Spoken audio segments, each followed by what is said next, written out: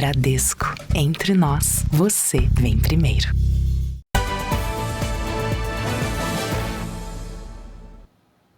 Boa noite. Boa noite. O Jornal da Record abre essa edição de sábado com a operação do Exército de Israel, que resgatou com vida 4 reféns que eram mantidos na faixa de Gaza. O primeiro-ministro Benjamin Netanyahu elogiou as forças de segurança pelo resgate bem-sucedido.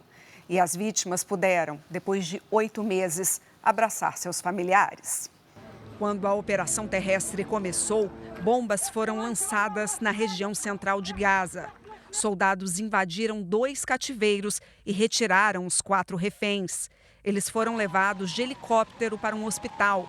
Ainda na unidade de saúde, os 4 puderam se reencontrar com familiares. Uma das resgatadas é Noa Argamani. A imagem da israelense sendo levada pelo Hamas durante o festival de música eletrônica mostrou ao mundo a violência dos terroristas. O primeiro-ministro Benjamin Netanyahu parabenizou os soldados pela ação e disse que a guerra só vai terminar quando todos os reféns forem libertados. A cobertura completa deste resgate ainda nesta edição do Jornal da Record. Você vai ver também. O encontro emocionado com o pai da israelense, que virou símbolo da crueldade dos terroristas do Hamas.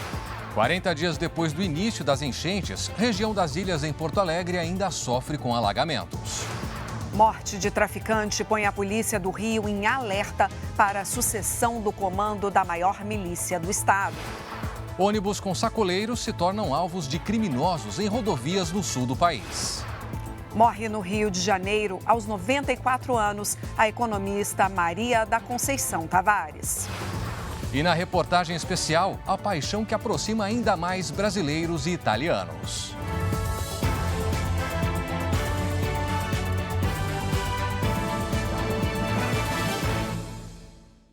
Oferecimento: Bradesco, eleito o melhor banco para investir.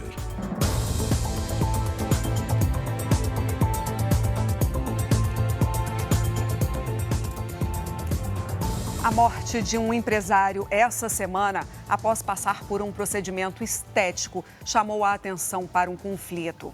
A profissional que fez o peeling no rosto da vítima não é habilitada. Renata, mas há uma divergência entre médicos e outros profissionais da saúde para confirmar quem pode ou não realizar alguns tratamentos. Mesmo com toda a repercussão da morte de Henrique da Silva Chagas na última segunda-feira, as clínicas de estética continuam oferecendo o peeling de fenol. O Conselho Regional de Medicina não tem ideia de quantas clínicas oferecem o tratamento, mas as denúncias de pessoas não habilitadas fazendo procedimentos estéticos estão aumentando. Para você ter ideia, de 2022 a 2023 nós recebemos por volta de 300 denúncias e só agora nos 4 primeiros meses de 2024 a gente já recebeu 92 denúncias. Nós ligamos para uma destas clínicas para saber se o tratamento estava disponível e aí topamos com uma outra questão. Depois de receber a descrição de como é o processo, perguntamos quem é o responsável pelo peeling. A moça é esteticista que faz? Não, é realizado por biomédicos. Biomédicos, desde que capacitados, podem fazer o peeling de fenol. Para especialistas em direito de saúde, a lei do ato médico, sancionada em 2013, praticamente restringiu procedimentos invasivos às cirurgias. O artigo que disciplinava e também tornava exclusivo aos médicos a invasão da pele para o uso de produtos químicos foi vetado. E isso, segundo eles, criou um conflito. Hoje nós temos aí um conflito grave entre aquilo que o Conselho Federal de Medicina entende como exclusivo da área médica e o que os outros conselhos da saúde entendem como, digamos assim, acessíveis a todos os profissionais da saúde. E aí nós passamos a ter aí outras profissões, Conselho Federal de Odontologia, Biomedicina, Enfermagem, outras profissões da saúde regulamentando também. O advogado afirma ainda que o grande problema está no fato de que os que não são médicos muitas vezes não têm capacidade de resolver situações que podem pôr em risco a vida dos pacientes, como uma parada cardíaca, como aconteceu com o Henrique. Nesta semana, a polícia de São Paulo indiciou Natália de Freitas, conhecida como Natália Becker, por homicídio com dolo eventual. A defesa dela afirmou que Natália aprendeu a técnica em um curso via internet. A apostila do curso, mostrada com exclusividade pelo Jornal da Record, recomenda que, caso o paciente tenha taquicardia ou tontura durante a aplicação, ele deve apenas tomar água. Infelizmente, atualmente a gente está vendo pelas mídias sociais essa banalização, né, de todos esses procedimentos estéticos, e aí acontece esses graves desfechos que a gente está vendo.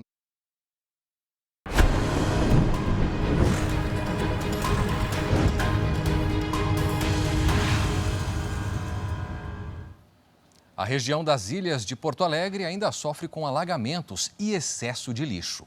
40 dias depois do início das chuvas que devastaram o Rio Grande do Sul, muitas pessoas só conseguiram ver o que restou nas casas hoje. A queda no nível do Guaíba traz a esperança de que as coisas logo vão voltar ao normal na capital gaúcha. Hoje, a marca é de 3,05 metros, 10 a menos do que a cota de alerta e 2,30 metros abaixo do nível de um mês atrás. Ainda assim, na região das Ilhas de Porto Alegre, a população só começou a limpeza das casas neste sábado, quando a água baixou de forma significativa. Na região das ilhas, ainda há pontos com alagamentos. Muitos moradores que estão em abrigos só conseguiram chegar aqui hoje para ver o que sobrou e encontraram um cenário triste. Neste terreno havia uma casa de madeira que foi levada pela água. Só sobrou uma parte do banheiro, que era feito de concreto. Dona Eliane tenta tirar a lama de casa. Eu não sei nem te dizer por onde começar, porque essa casa aqui é a segunda casa já. Porque a outra que eu tinha, a enchente também levou. Voluntários fizeram um mutirão para ajudar. Nas ilhas, o sentimento é de estranheza. Todas as árvores morreram, tudo secou, tudo destruiu, entendeu? Tá tudo horrível, então tá muito difícil as pessoas se identificar com o cenário da ilha de novo. Eles reclamam da demora da prefeitura em providenciar a limpeza da região. O Departamento Municipal de Limpeza Urbana alega que tem trabalhado em outras partes das ilhas e que mais de 4.000 pessoas atuam na retirada de entulho das ruas. Quase 45.000 toneladas de lixo já foram recolhidas de Porto Alegre. O nosso critério é desobstruir as principais avenidas e depois, num segundo momento, as ruas menores. Em Canoas, na região metropolitana, o entulho retirado das ruas já encheu mais de 6.000 caminhões. São móveis, roupas e lembranças de vidas que a água destruiu. Ninguém quer perder o pouco que a gente tem, mas a água veio e levou tudo, o que a gente vai dizer? Levantar a cabeça e trabalhar de novo. O destino das famílias que vivem da pesca artesanal na Lagoa dos Patos, no Rio Grande do Sul, é incerto. Isso porque as enchentes destruíram a colônia de pescadores e não é possível saber quando a atividade econômica poderá ser retomada. Quando o nível da Lagoa dos Patos transbordou, este foi um dos primeiros bairros atingidos. Na colônia de pescadores moram cerca de 4.000 pessoas. Metade da população deixou o local para viver na casa de parentes ou em abrigos e até mesmo hotéis. Alguns pescadores optaram por dormir nas próprias embarcações. Eu estou 1 mês e 20 dias sem dormir dentro de uma cama. Eu estou dormindo no bote, com a minha mulher, com a minha filha, com a minha nora e com o meu neto, e mais outro filho. Aqui nessa região vivem pelo menos 2.000 pescadores, onde a enchente acabou destruindo casas e os pontos de comércio local. Em alguns trechos, a água baixou, mas o cenário ainda é de destruição. Eletrodomésticos, acessórios de pescaria, móveis, tudo foi encoberto pela areia. Há um mês, eles não têm água potável e o galpão onde ficavam armazenados os peixes e o material de pesca ainda está debaixo d'água. A enchente aconteceu antes do período de reprodução dos peixes, que vai de julho a setembro. Como a cheia trouxe muita contaminação para a água, ainda não é possível saber o impacto para a pesca local. Vai ter que sair essa água toda.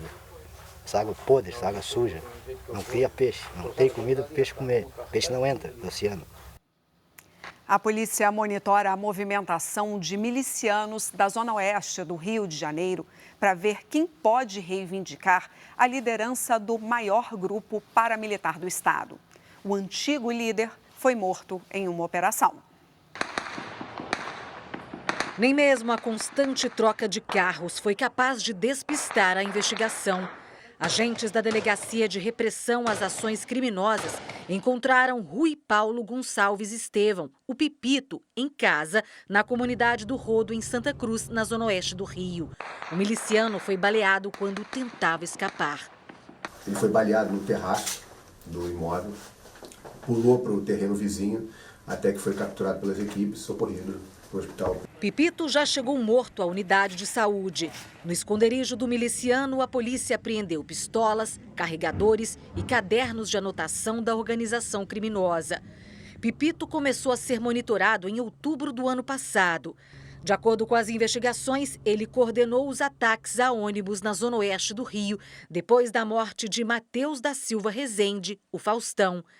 35 coletivos, estações de BRT e até um trem foram incendiados pela milícia. Agora a Polícia Civil acompanha a movimentação da organização criminosa para descobrir quem vai assumir o posto deixado por Pipito. Há anos, a luta pelo poder dentro das organizações criminosas no estado vem gerando violência tanto na capital quanto na Baixada Fluminense. Nesta tarde, uma perícia foi feita na casa do criminoso. O miliciano morto ontem herdou o comando da organização criminosa depois que Luiz Antônio da Silva Braga, o Zinho, se entregou à Polícia Federal em dezembro de 2023. Matou inúmeras pessoas, possíveis sucessores, era um cara extremamente perigoso, né? Violento e que, retirado de circulação, representa um grande ganho, né, para a sociedade e um grande baque, né, na estrutura daquela milícia.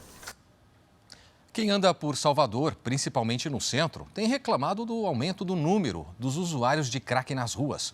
Os flagrantes podem ser feitos a qualquer momento nas ruas da capital baiana. Essas imagens têm mudado a rotina de moradores do centro de Salvador. Aqui, homens brigam por droga.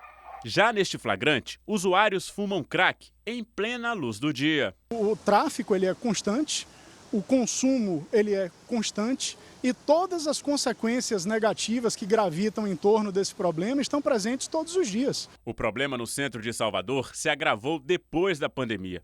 Esta aposentada, que prefere não mostrar o rosto, mora na região há mais de 50 anos e viu a mudança de perto. Olha, morar aqui é uma situação de medo. Nós vivemos o medo de ser assaltado, medo de entrar nas nossas propriedades e isso já não faz diferença nenhuma se você mora numa casa, se você mora num edifício. Para sustentar o vício, muitos destes dependentes químicos cometem crimes. Além de furtos de fiação elétrica de praças e condomínios, pedestres são roubados.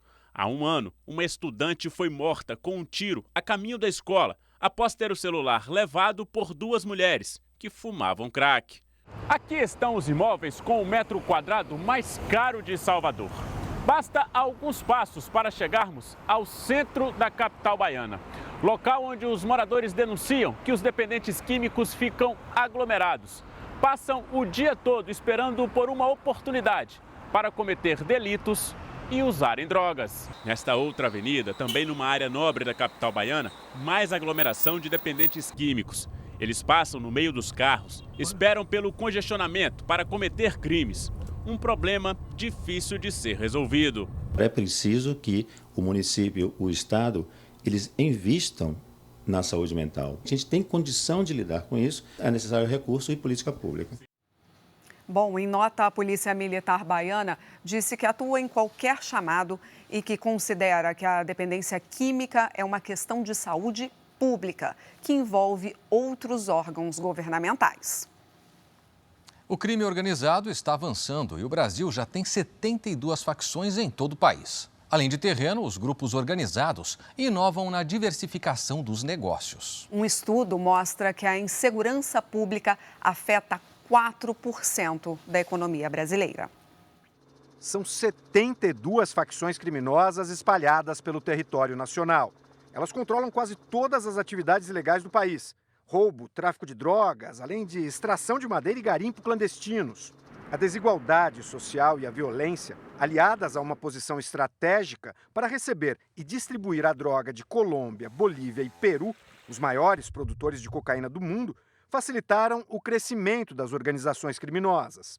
Um estudo do Fórum Brasileiro de Segurança Pública e da organização Esfera Brasil cruza os dados de segurança pública com os do crime organizado. Cerca de 4% do PIB é afetado pela insegurança pública. Isso impacta o mercado de seguros, isso impacta a competitividade. O tráfico de drogas ainda é a principal fonte de renda das facções, mas cada vez mais o crime organizado ganha espaço em outros setores, muitos deles legalizados, como o imobiliário, o de transporte público e o de postos de combustíveis. Por empresas de fachada, empresas formais, inclusive. A gente sabe que a milícia trabalha no mercado imobiliário, no mercado de construção civil.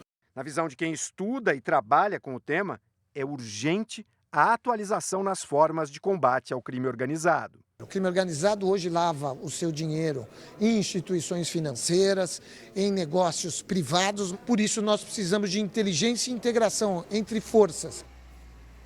E como você viu no início dessa edição, as Forças Armadas de Israel anunciaram o resgate com vida de 4 reféns que eram mantidos na faixa de Gaza desde outubro do ano passado. Renata, e as vítimas libertadas estão em boas condições de saúde e foram transferidas para um hospital.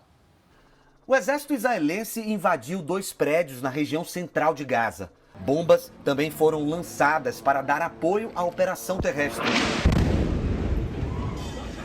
Noa Argamani, de 26 anos, estava em um cativeiro.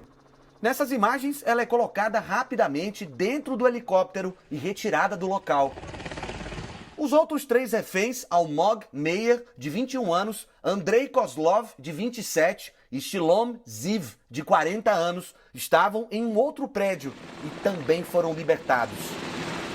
Esta é uma das operações mais heróicas e impressionantes que vi durante os meus 47 anos no sistema de segurança, disse o ministro de Defesa de Israel, Yoav Gallant. Durante a operação de resgate, houve uma intensa troca de tiros no centro da faixa de Gaza, provocando a morte de dezenas de pessoas.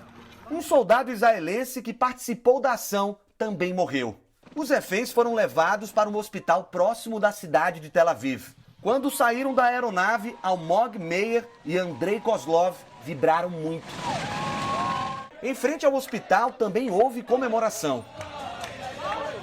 Nesta praia em Tel Aviv, o anúncio da libertação dos reféns veio pelo alto-falante. Segundo os médicos, as vítimas libertadas estão em bom estado de saúde, mas ainda precisam ficar em observação. Todos receberam a visita de familiares.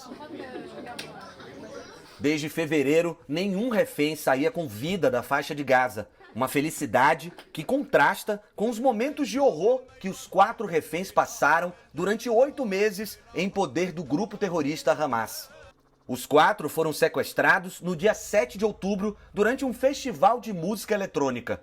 Naquele dia, 1.200 israelenses foram mortos e centenas levados para a faixa de Gaza.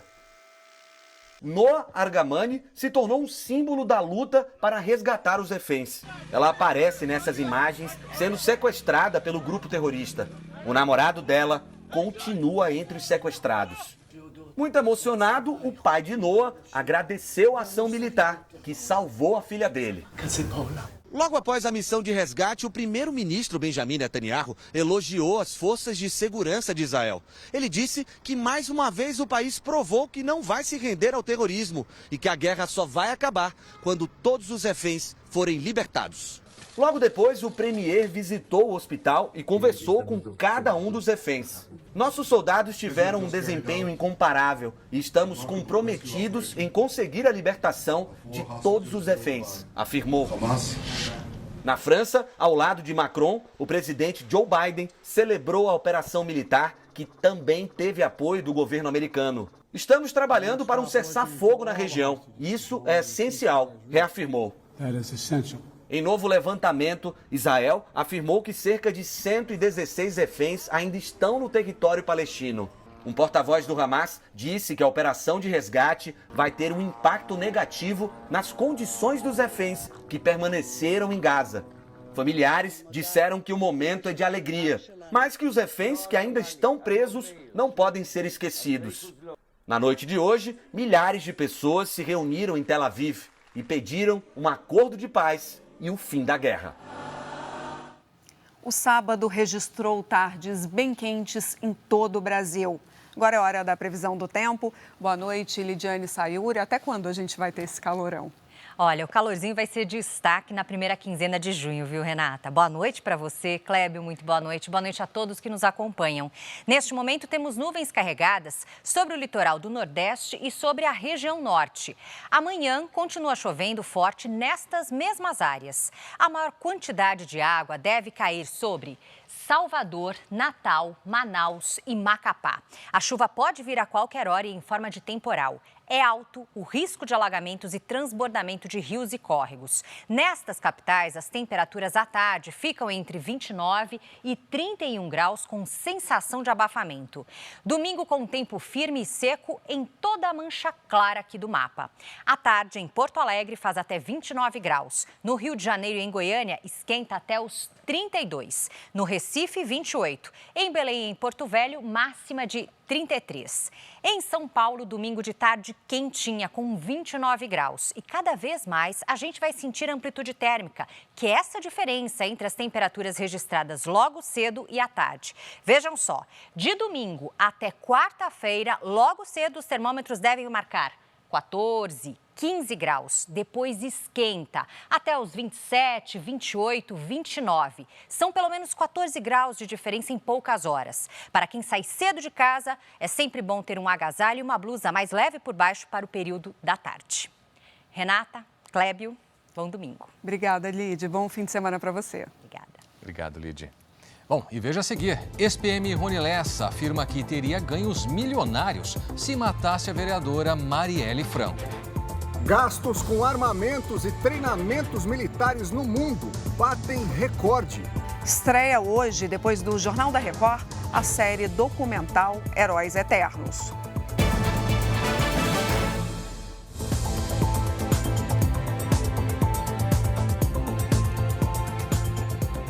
Em delação tornada pública pelo ministro do Supremo Tribunal Federal, Alexandre de Moraes, o ex-PM Rony Lessa afirma que teria ganhos milionários em troca da morte da vereadora Marielle Franco. Autor confesso do crime, Lessa confirma que foi contratado pelos irmãos Chiquinho e Domingos Brazão. Nas cerca de 3 horas e meia de gravação que perderam o sigilo, o assassino confesso de Marielle e do motorista dela, Anderson Gomes, em 2018, disse que as tentativas de execução do crime começaram no ano anterior.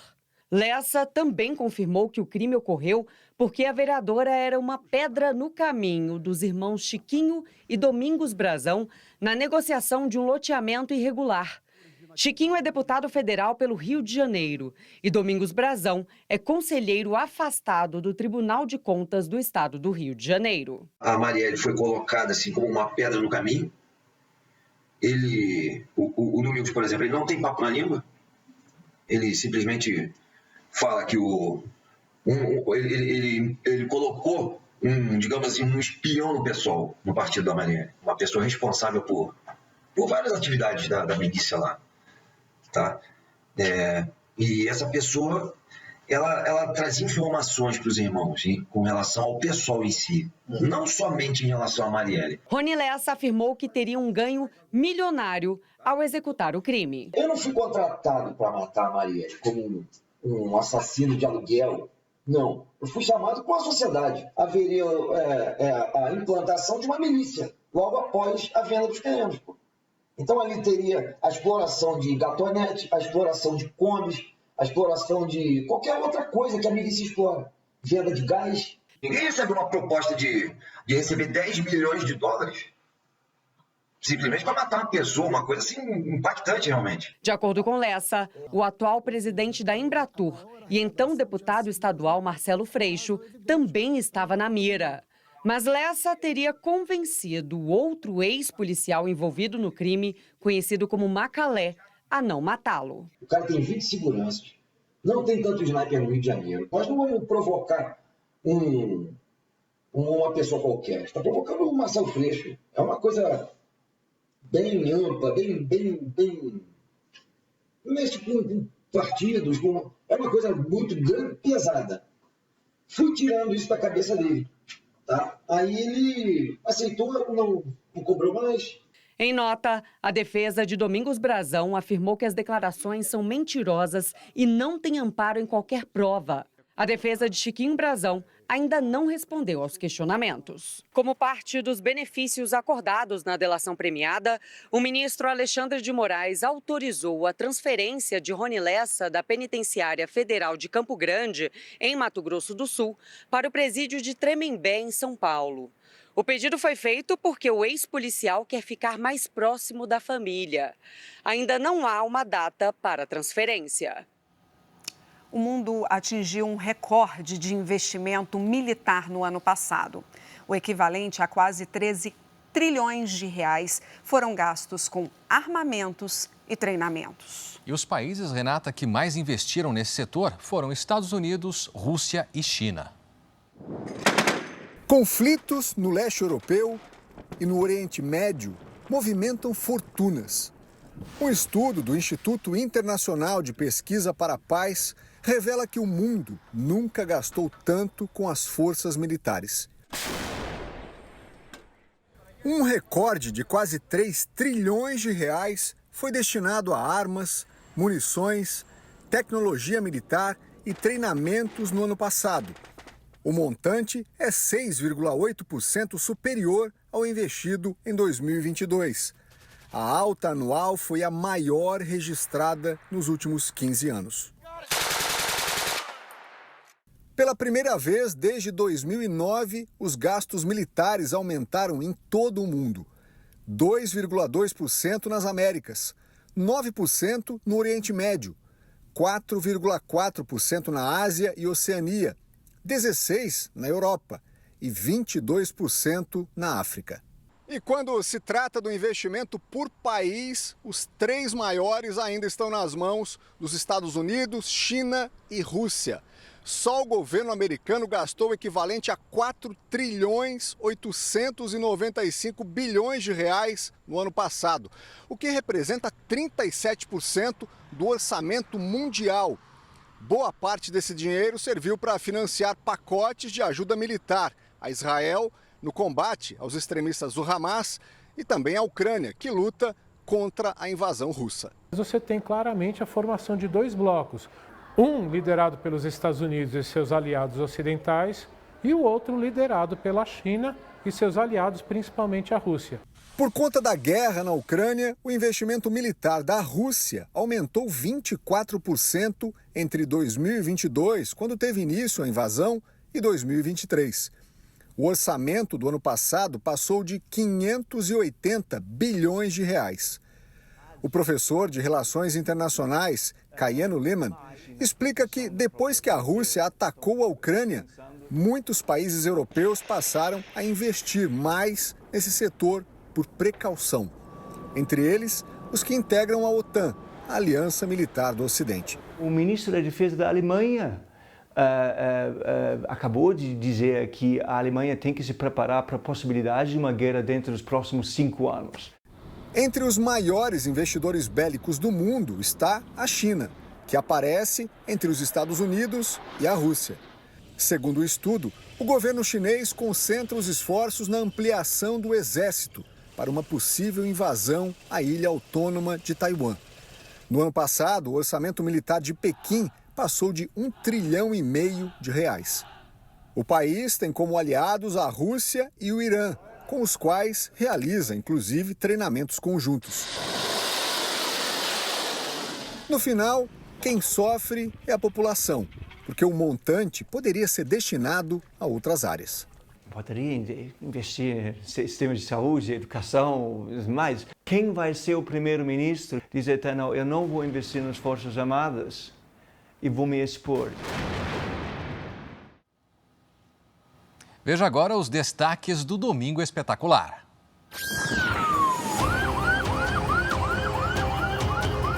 Exclusivo. Roberto Cabrini localiza e entrevista Ricardo Falco. Olhando nos meus olhos, estou diante de alguém que participou de um estupro coletivo. O amigo de Robinho revela detalhes do que aconteceu dentro da boate em Milão. Nesse momento, em algum lugar de São Paulo, estou prestes a me encontrar com o Ricardo Falco. Vai ser a primeira vez que ele vai se manifestar. Falco e Robinho foram condenados a 9 anos de prisão pelo estupro coletivo de uma jovem na Itália em 2013. Como é que vai ser encontrá-lo? Fui muito fiel a ele e eu não achei que eu tive o mesmo retorno. O Domingo Espetacular entra na polêmica da droga do sono. As novas regras para a venda, como ele afeta o seu cérebro e os perigos da dependência. O aumento no consumo do medicamento Zolpidem levanta um alerta. Por que especialistas dizem que vivemos uma epidemia do uso abusivo desse remédio para dormir? A nova fase de Marcelo Antony, que recebeu o Domingo Espetacular aqui em Portugal. Reconhecimento da minha carreira, né? De ator consagrado a corretor de imóveis na Europa. Marcelo Antony abre o coração em uma conversa reveladora. Apartamentos que valem milhões de euros, né? Esse novo papel na vida real, corretor de imóveis de alto luxo. É no próximo Domingo Espetacular. Logo depois do Canta Comigo. E veja a seguir, cresce o número de pessoas que procuram tratamento para dependência química em São Paulo. Maria da Conceição Tavares, economista e professora, morre aos 94 anos no Rio de Janeiro. E logo após o Jornal da Record, você não pode perder a estreia da série documental Heróis Eternos.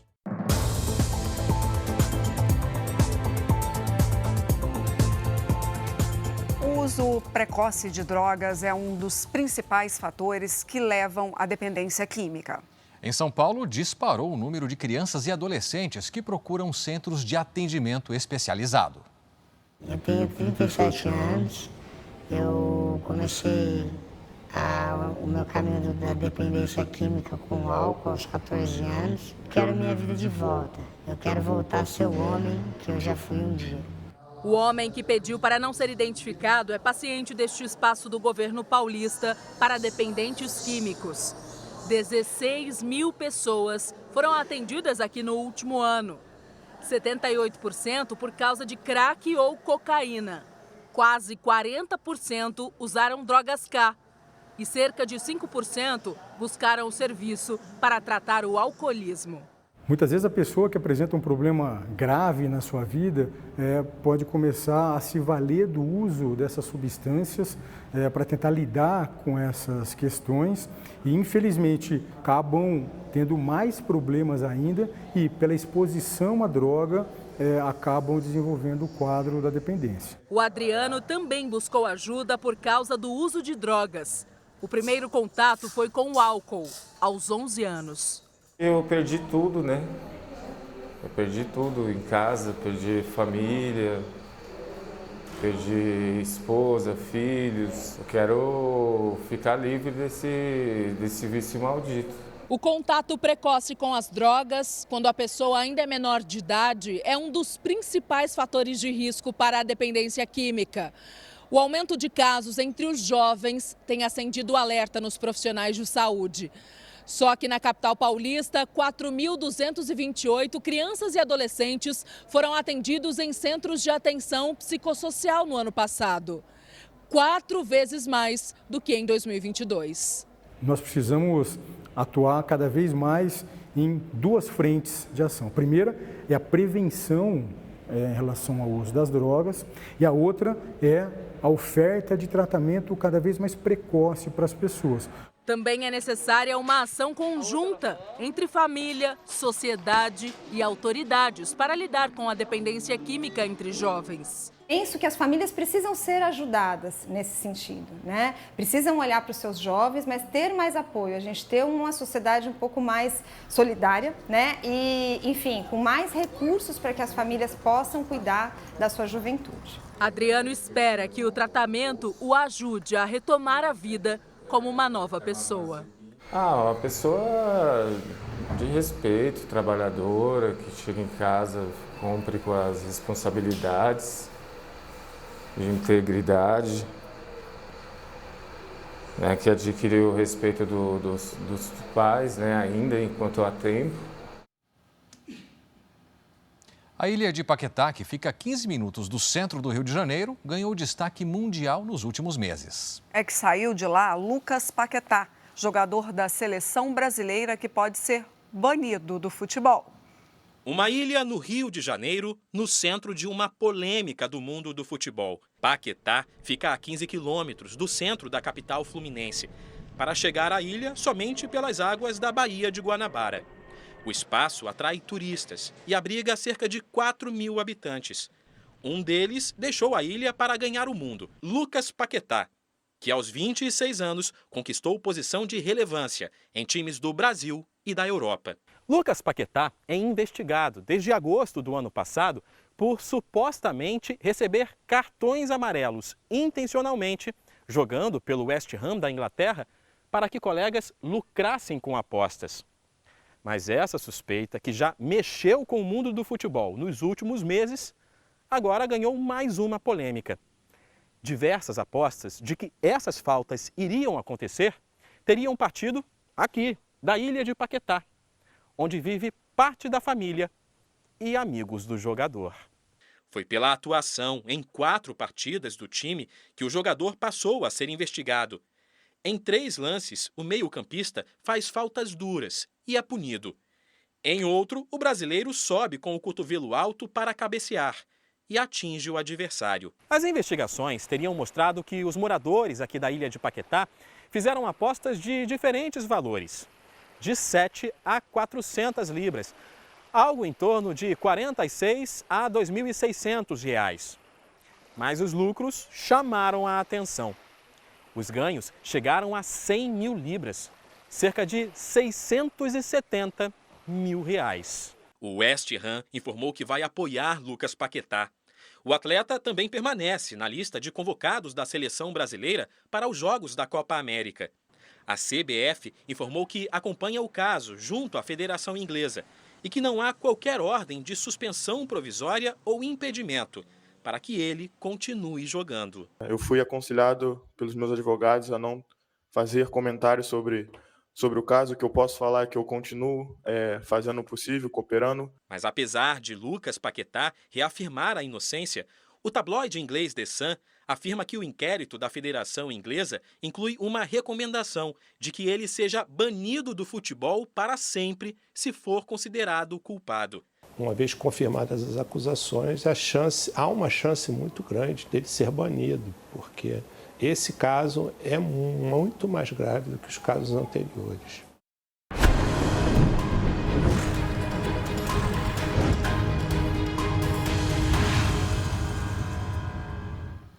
Quase 2.400.000 pessoas foram afetadas pelas chuvas no Rio Grande do Sul. E olha, além de casas e imóveis, muita gente perdeu todos os documentos. A casa do Carlos está sendo reorganizada aos poucos. O retorno do abrigo exigiu muita coragem da família. Eu não queria chegar aqui e me deparar com tudo que eu vi, sabe? Foi muito triste. Tava tudo fora do lugar, era a geladeira boiando, o sofá boiando. O Carlos, a esposa e 4 filhos dela moram no bairro Humaitá, um dos mais atingidos pelas enchentes em Porto Alegre. Vai demorar um pouquinho, né? Para botar tudo no lugar, né? Que demora, tem que ter dinheiro, né? Os documentos da família estavam em um armário aqui embaixo dessa televisão. Na correria para escapar da enchente, não conseguiram pegar nada. Havia certidões de nascimento, RGs, carteiras de vacinação. Agora, eles veem no mutirão das Forças Armadas uma chance de recuperar o que foi levado pela água. A família seguiu até a Arena do Grêmio, palco do mutirão de 3 dias, para solicitar documentação nova.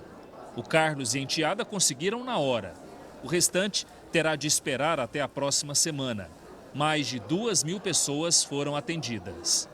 Certidão de divórcio, identidade, CPF, até peguei o CPF agora. Acho que até minha carteira de trabalho foi. Também fez parte do mutirão o atendimento veterinário. Mais de 300 cães e gatos receberam vacinas, vermífugos e ração. A Lisiane trouxe 3 cachorros. Eles ficaram ilhados, né? A gente já tinha conseguido sair, não tinha levado eles. Aí no segundo dia eles conseguiram resgatar meus cachorrinhos de volta. Outras ações estão previstas para acontecer nas cidades atingidas pelas enchentes. Emissão das segundas vias, de novos documentos também, serviços de atendimento à saúde, particularmente atendimento médico, vacinação. Apoio que traz alento a quem viu a vida mudar tanto em tão pouco tempo.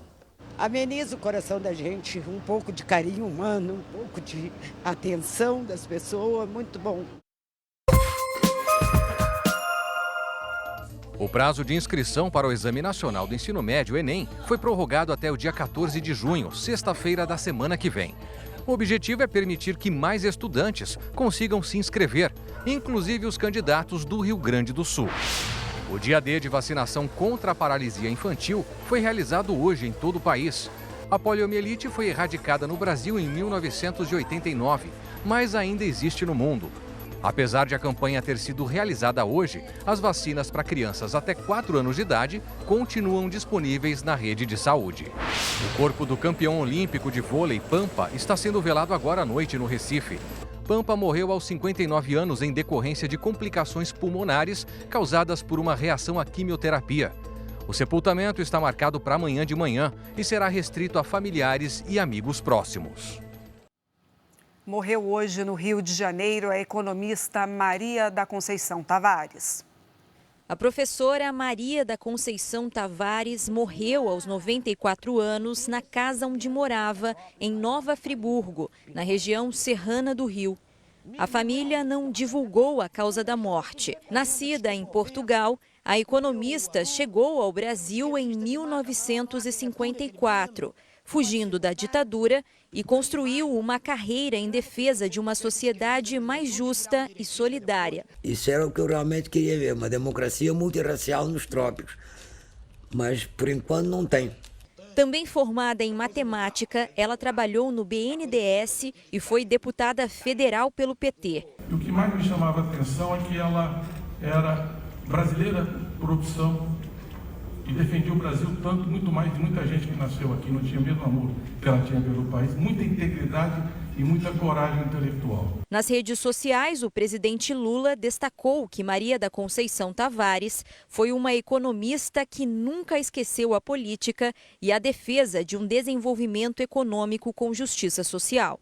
O ministro da Fazenda, Fernando Haddad, chamou a atenção para o rico legado da professora e lembrou que ela será sempre uma estrela guia para o pensamento econômico brasileiro.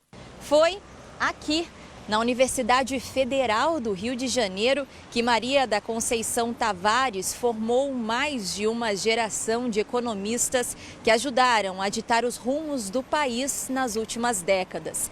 A portuguesa, que conquistou a cidadania brasileira, era professora emérita da instituição e se transformou em uma referência para os estudiosos da área. A Maria da Conceição Tavares é uma economista que, junto com Celso Furtado, são considerados os grandes mentores, os grandes ideólogos de um pensamento econômico desenvolvimentista que se contrapunha a um outro pensamento econômico liberal dentro das escolas brasileiras. Ela mostrou o lado combativo dela. Ela mostrou na universidade produzindo teoria, dando aula, docente, participando em diversos departamentos de economia no Brasil. E na política ela teve um papel. A portuguesa, brasileira de coração, deixa 2 filhos, 2 netos e 1 bisneto. E veja a seguir, eleitores vão às urnas para escolher representantes do Parlamento Europeu. 2 nações e o amor pelo esporte. Jovens brasileiros vêm até a Itália para jogar futebol. Heróis Eternos estreia daqui a pouco. A série documental é uma jornada pela história dos personagens bíblicos que marcaram a humanidade.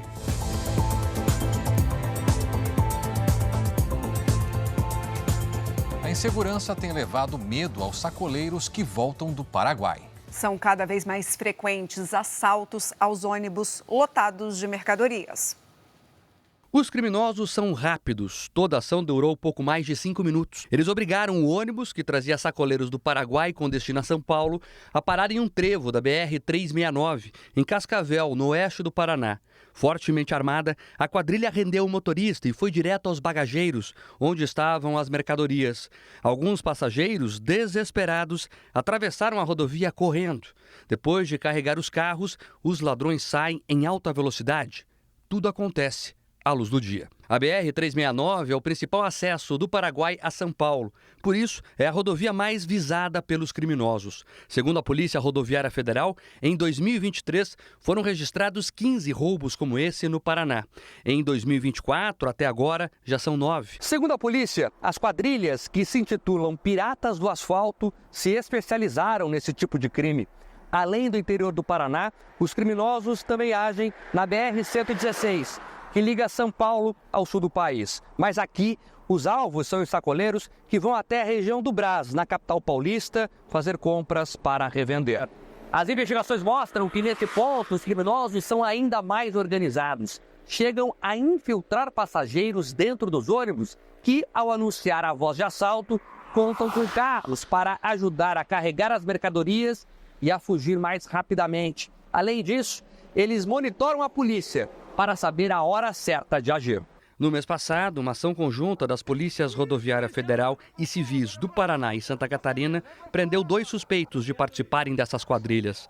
A polícia alerta que é importante tomar alguns cuidados. Evitar circular com grandes somas de valores em dinheiro, procurar utilizar meios eletrônicos de pagamento, também adotar medidas de segurança eletrônica, bloqueando aplicativos. Quase 500 milhões de eleitores dos países integrantes da União Europeia votam até amanhã para escolher 720 deputados para o Parlamento Europeu. As pesquisas apontam um crescimento dos partidos de direita. Alguns países já começaram as eleições na quinta-feira. A Itália abriu as urnas neste sábado. A primeira-ministra Giorgia Meloni votou em Roma. O partido dela, chamado Irmãos da Itália, é considerado o favorito nas pesquisas de boca de urna, com a preferência de 27% dos eleitores italianos. Esse voto vai definir nossos próximos 5 anos, disse Meloni aos jornalistas na sessão eleitoral. Outros partidos conservadores também são considerados favoritos nessa eleição ao Parlamento Europeu. Os franceses vão às urnas neste domingo, assim como os alemães e os espanhóis.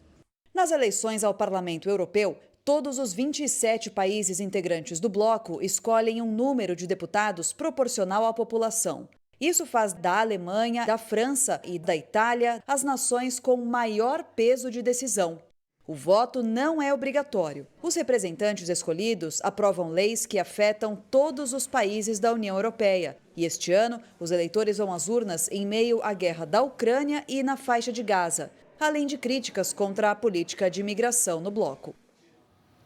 Hoje, logo depois do Jornal da Record, estreia a série documental Heróis Eternos. É uma jornada pela história de grandes nomes bíblicos que marcaram a humanidade. Pelas paisagens grandiosas da Terra Santa, os caminhos de heróis que marcaram a história da humanidade. A partir de hoje, você vai embarcar conosco em uma viagem diferente, a trajetória de pessoas comuns que viveram há milhares de anos e deixaram um legado de fé que atravessou gerações. De Abel ao rei Davi, a série documental mostra descobertas arqueológicas sobre essas grandes histórias da Bíblia Sagrada. A produção é da Record Internacional. História essa que o tempo nunca vai apagar. São 21 episódios gravados durante meses em uma expedição que visitou mais de 50 locais em Israel e em cidades palestinas. Certeza absoluta que Abraão passou aqui e viu essa porta que está aqui atrás de nós. Grandes especialistas em história, teologia e arqueologia ajudam a revelar o que fez de nomes como Abraão, Jacó e Sansão heróis que atravessam o tempo. Eu acho que essas pessoas da Bíblia são heróis da fé justamente por serem imperfeitas. Por não terem uma biografia impecável, é que elas são heróis para nós, porque elas são reais. A série Heróis Eternos vai ser exibida na Record aos sábados, às 21h. A estreia é hoje, não perca! E estreia nesta segunda-feira no Play Plus a série Sou Filho Dela. Neste primeiro documentário, você vai conhecer histórias secretas de uma das maiores cantoras da nossa música e se emocionar com a mãe, Elis Regina. Eu quero uma casa no campo, onde eu possa compor muitos rocks rurais. Depois que eu nasci, eu fui entregue pelo médico para minha mãe para ela se despedir, que eu ia morrer naquela noite, eu não passaria. E ela ficou a noite inteira, né? Conversando comigo,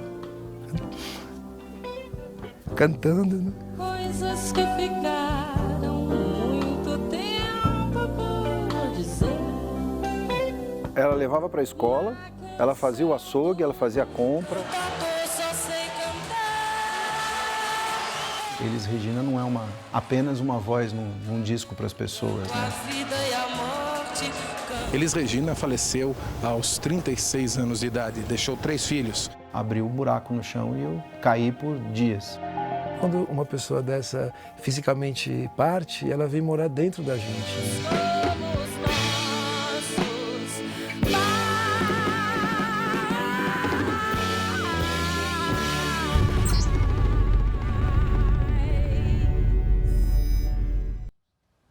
Para matar a saudade desse grande talento. E hoje, na reportagem sobre os 150 anos da imigração italiana, nossos repórteres mostram como a devoção ao futebol na Itália é bem parecida com a nossa.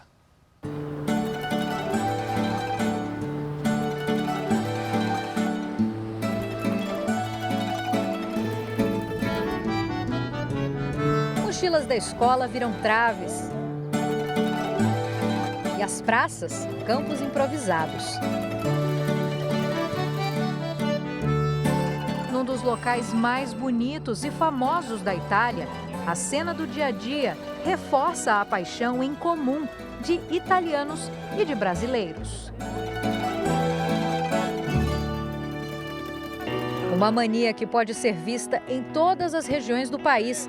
Atualmente na primeira divisão do campeonato italiano, jogam quase 20 jogadores brasileiros, inclusive no clube mais antigo em atividade na Itália, o Gênova, de 130 anos. O mineiro de Patinga, Júnior Messias, veio para a Itália incentivado pelo irmão que já morava aqui. Vim com a ideia de jogar, mas se não desse certo, trabalhar e, como muitos imigrantes no Brasil fazem, vai para fora para procurar uma vida melhor. Que nunca foi fácil. Ele chegou a jogar em times da 5ª divisão da Itália até chamar a atenção, drible por drible. A capacidade de definição na área foi o suficiente para ser contratado por uma das equipes mais populares. Hoje, com apenas 33 anos, ele já tem muita história para contar. Sguardo in area, cross basso, Messias!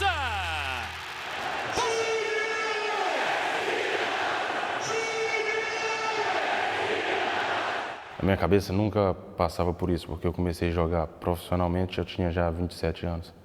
Cheguei na Série A, eu tinha 29 anos. Com 30 anos fui contratado pelo Milan. Primeiro ano ganhei o campeonato italiano, depois, ano seguinte, a gente jogou a semifinal da Liga dos Campeões.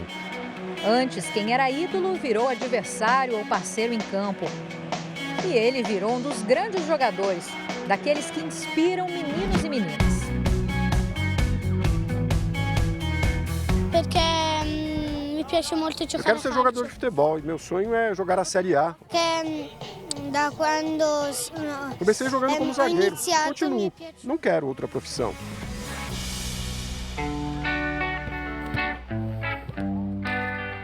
Uma popularidade que se traduz no número de clubes profissionais e amadores na Itália. São mais de 4.000. Pequenos times funcionam como a porta de entrada.